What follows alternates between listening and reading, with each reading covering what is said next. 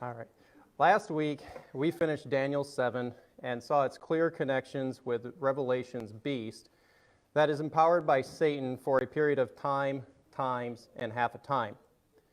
This 3.5-year period will be a period of intense persecution of the saints, but vindication will come with Christ's return and his slaying of the Antichrist figure. Now, as we move on to Daniel 10, is that this chapter is going to provide us with another glimpse of what goes on in the spiritual realm, just like we saw with Micaiah's vision last week or with the Watchers in Daniel 4. Verses 1 through 9.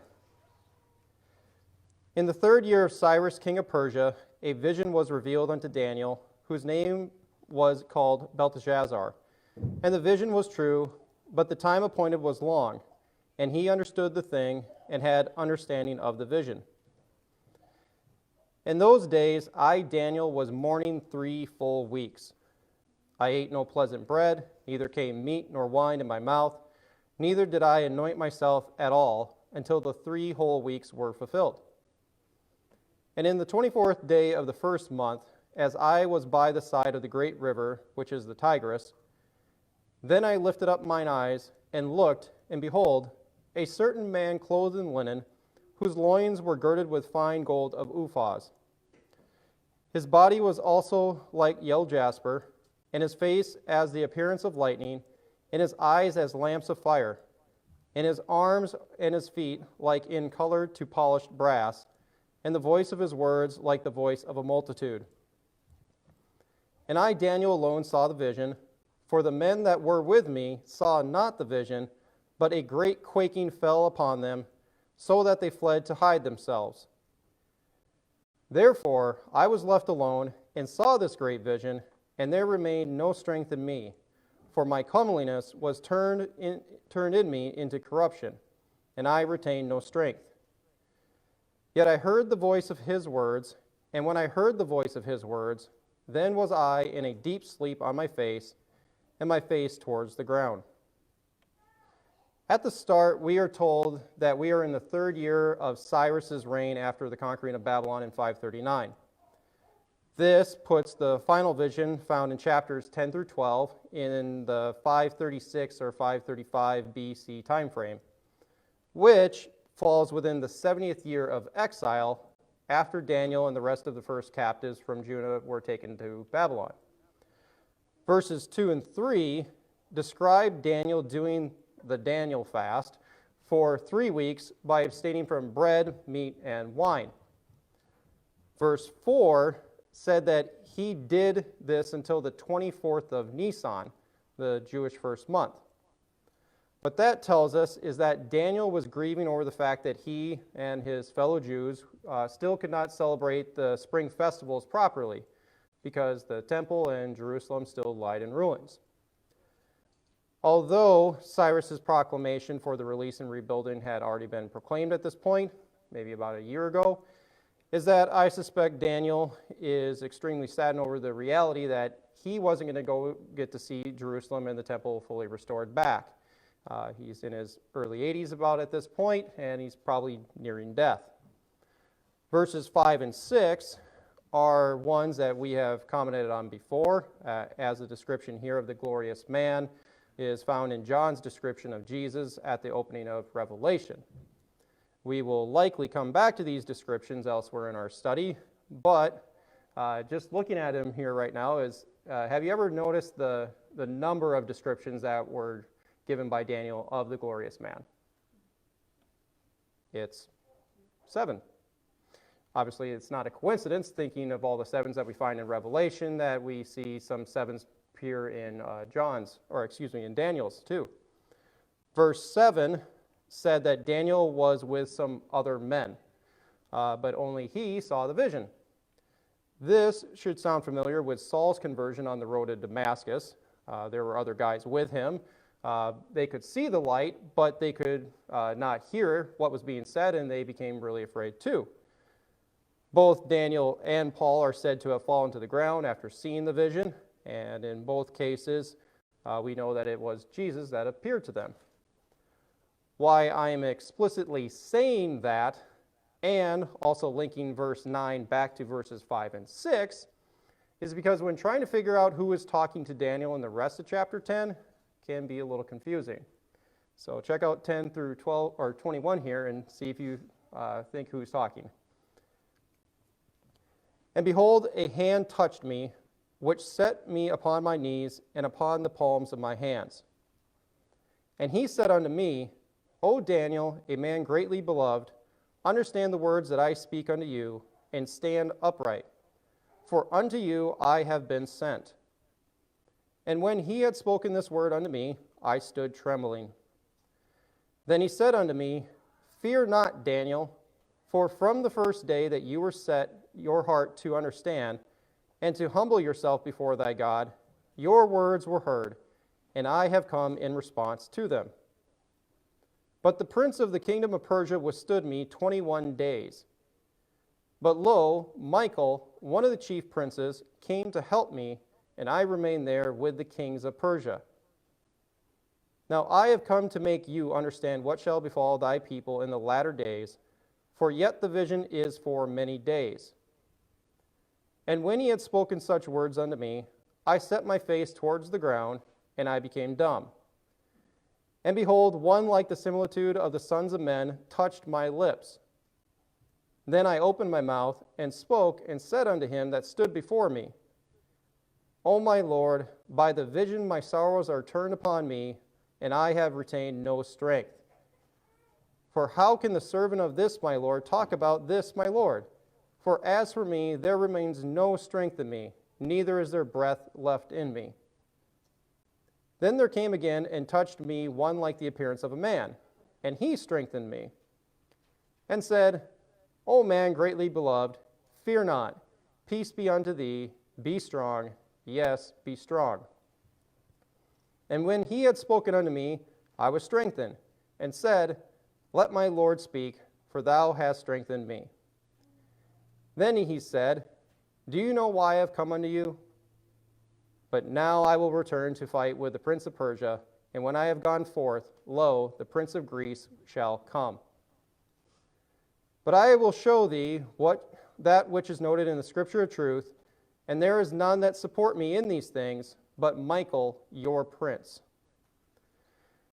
Now, this is where the chapter does end in the division of our book, but quickly looking at the next two verses is that you can see that the same figure is still talking to Daniel in general terms.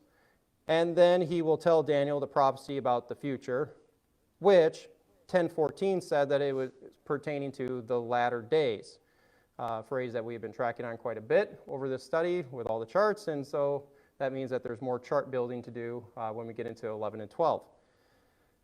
The question remains, who is talking to Daniel? Okay. Anyone else want to, angel, man, be specific to anyone in particular? I noticed that he said that he was held up, so I'm having a hard, that's interesting. Assuming that Jesus, it was Jesus, he wouldn't have been held up unless he allowed himself to be. So I don't know. Nate, do you have a... Well, and then, I guess when Daniel addresses him again, he addresses him as Lord, right? I mean, Gets confusing, doesn't it? To say the least.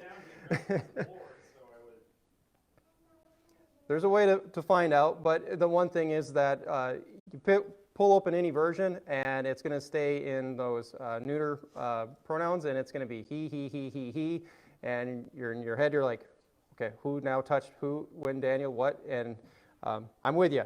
So let's answer this question. Now, the typical approach would be to grammatically go back and find the subject of the text, which in this case would make a person think, okay, it could possibly be the glorious man figure. And then in verse 11, that the he that starts talking to Daniel would have us connect that he back to the antecedent, which would still be the glorious man.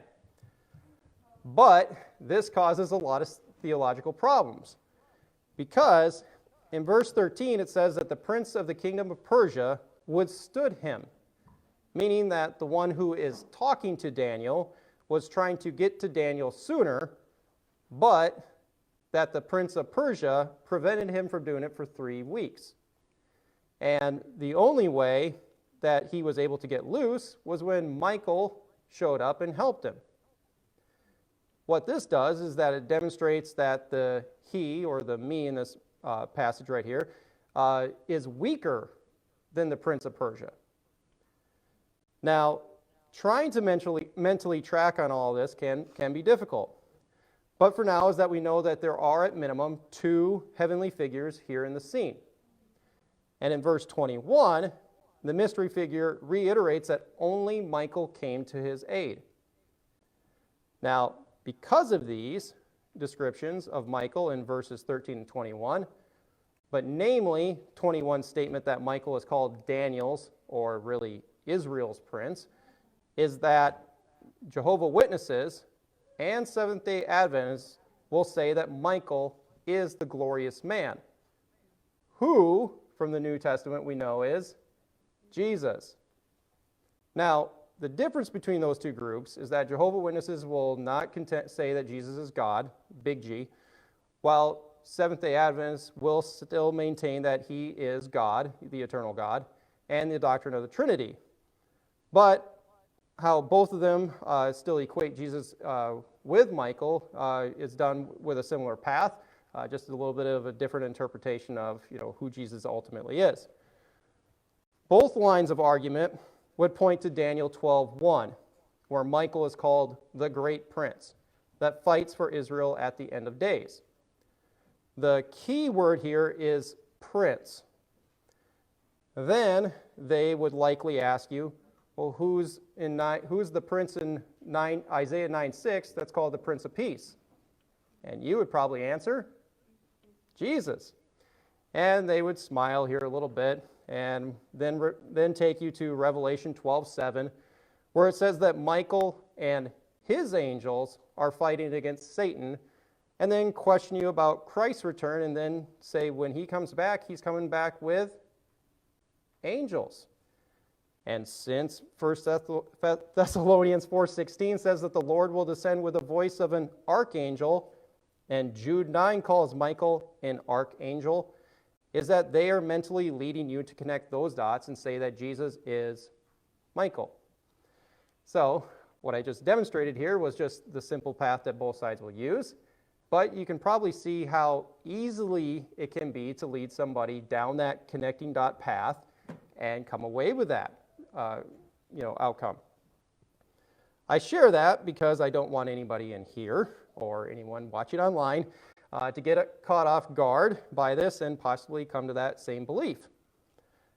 I have a response video to Jehovah's Witnesses online, and with any of my response videos to Jehovah's Witnesses, they all come with handout cards, more or less print, okay, this is what they'll say, and this is how I respond back if you ever get into a discussion with them. I know it's tough to kind of keep up with all their arguments, and so I produce materials to kind of help in that. But the one thing that I will say is that in that video is that I don't interact that much with the context of Daniel 12:1 and Revelation 12:7. We'll cover those when we get to there, but for where we are currently at in Daniel is that I am going to point out 3 statements in Daniel that neither side will bring up because it really undermines this belief. First is in verse 13, where it described Michael as one of the chief princes, meaning that there are multiple chief princes. That'd be like me saying that Matt is one of the elders in the church. So the question is Jesus the first amongst equals? A loud answer should be no, Jesus is not. He's above all. And back in chapter 8, the goat's little horn was described magnifying himself to the Prince of Princes. In 8:25, that is in reference to God, as 8:11's Prince of the Host is the same wording found in Joshua 5 that connects back to the burning bush scene with the angel of the Yahweh who says, I am God, I am Yahweh, I am who I am. David.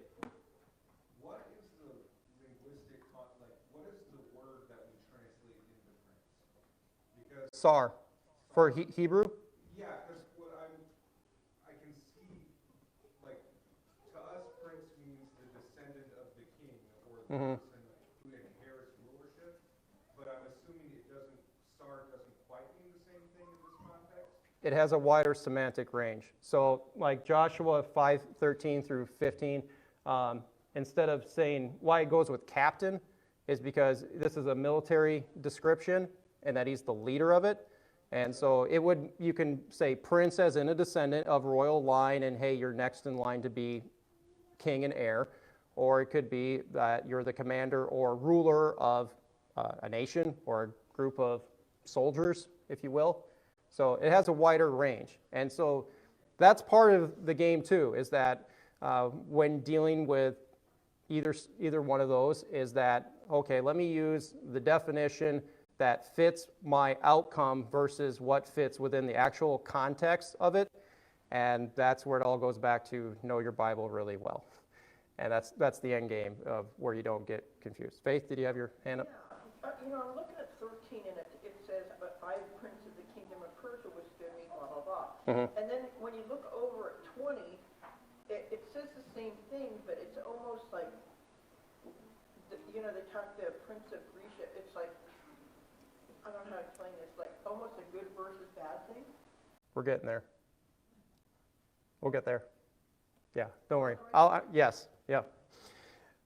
Okay, so we have the Prince of Princes, which is referring to God, and we have 8:11 that's also talking about the Prince of the Host, which leads down to the angel of Yahweh, which is also God, or who is also God. In chapter 8, the goat's little horn, just to note is that there's a distinction here. It's a difference between the little horn that we were talking about last week in chapter 7. They are not the same figure. This goat little horn is from Greece. That one is from the Fourth Empire. And this goat's little horn was ultimately fulfilled with Antiochus Epiphanes during the Maccabean revolt period, calling himself God manifested, even on minted coins. So just comparing Michael in 1013 to the Prince of Princes in 825 is that you can clearly see that he is of lesser rank than God. And the third verse is Daniel 12:5 that says that there was an angel on each side of the Tigris River that was standing on the banks, while the glorious man was standing, or you could say walking on, water on the Tigris. So what we now know is that there are actually 3 heavenly figures here with Daniel and not just 2. So the mental picture needs to incorporate one more angel, and with that is that the text then drives us to the fact that Michael is standing on the other side of the river after helping the unnamed angel get away from the Prince of Persia, thus showing a clear distinction between Michael and the glorious man, i.e. Jesus. And in regard to the identification of the unmanned figure is that it's Gabriel, once again, that is talking with Daniel. In chapter 8, Gabriel was named and was told by the divine figure, who was also on the river Ulai, to explain the vision of the ram and goat to Daniel. I had a stick figure there instead of the other one, because as I was going through this, there wasn't descriptions, so it's still Jesus. There too, Gabriel had to strengthen because of the divine encounterance, which, did you jiggle them up there? Which is reflected in 10:18. In chapter 9, Gabriel is named again and is the one who explains the 70 weeks prophecy to Daniel. There too, Gabriel had to strengthen the very exhausted Daniel, who was mourning and fasting over the destroyed Jerusalem and temple. These contexts of chapter 9 and chapter 10 just totally mirror one another. And in both 9 and 10 is that you see the angel calling Daniel greatly beloved. And that is why we know that it is Gabriel here once again that will explain the final vision to Daniel. Now, all of this sets up to figuring out who the Prince of Persia figure is that withstood Gabriel. Since Gabriel is a spiritual being, is that it tells us that this figure is also a spiritual being. No human king, like even Cyrus, could have been able to physically withhold Gabriel from getting to Daniel for 3 seconds, let alone 3 weeks. And this also means that the Prince of Greece is also a spiritual being. And that there is a war going on in the spiritual realm between those that are still remaining loyal to Yahweh versus those who have rebelled against him, which is exactly what we see going on in Revelation 12:7. But all of this now begs the question as to why are these spiritual beings referred to as if they have authority over these given territories of Persia and Greece. And on that cliffhanger is where I'm going to leave you today. So, before we close out in prayer, I know there's a lot here, and I'm sure there's probably a few questions going through your head. I'll take them right now if you got them, just to clean up some confusion in chapter 10 about who's who. Or, I challenge this, Brett. Can you clarify your position? Just do one overview synopsis of Who's who? Yeah, who's who. Okay. Go back. There we go. So, the glorious man figure, let's go back to the beginning, okay? And if I'm going to give you, how did this all kind of play out? So, the Tigris is one of the, rivers by Babylon, okay? So, Daniel's still there. And at some point, he starts praying over the fact that, hey, man, I'm not going to get back to Jerusalem. And he's praying, and just like chapter 9, Gabriel's trying to get to him. But there's this figure, that this evil spiritual being is somehow stopping him from getting to him to answer his prayer. And at somewhere in that point, at the end of 3 weeks, Michael, the archangel on the left, comes to his aid to free him up to be able to get to Daniel by the Tigris in order to give him revelation as to this final vision. Where does the glorious man figure exactly in the timeline of, just appearing to Daniel? I'd probably say at the same point that Gabriel gets to him, that the glorious man appears to him as well. In the same, boom, boom, as if you will, like in chapter 8, with the divine man comes on the river Ulai, and he tells Gabriel, tell him what the prophecy is and what it pertains to. And so that would be how I would see the sequence of events here in chapter 10 playing out. There's the only Bible version that I've seen that kind of hey, let me fill in the pronouns for you so that as you read it, you can kind of bounce back and forth with know who's talking, is the Amplified Bible version. They will typically put in brackets and have kind of explanatory notes, or they'll qualify the pronouns and say Gabriel. They'll still have the he there, but in brackets Gabriel, so that you can track on it. That's the only one that does that. I wish that translators would just do that more often. I don't think that betrays the text. I think it only helps a person follow, especially what's going on in a scene like this. Reminder, hit the subscribe button below, turn on the notification bell, hit the like button, and leave a comment. And don't forget to visit us at justscripture.org. And in the meantime, stay salty.